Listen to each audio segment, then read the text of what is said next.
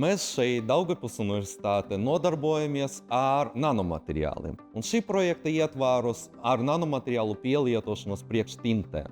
Tintes var lietot, lai veidotu viedus materiālus, piemēram, pārklātu logu ar viedu pārklājumu.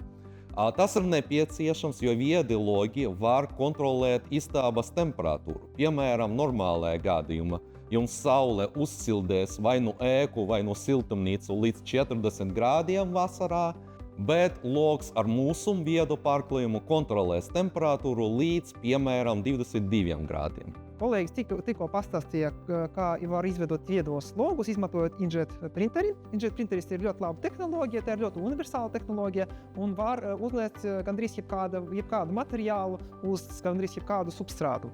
Bet šai metodei ir savi trūkumi. Pirmkārt, tā ir diezgan dārga metode. Šeit tiek izmantot diezgan dārgi kārtridži.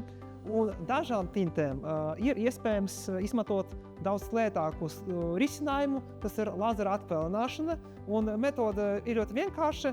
Uzliekam tintes uz kaut kādu substrāta, apdedzinām ar lāzeri un noskalojam nenoreaģējušās tintes, un mēs dabūstam to zīmējumu.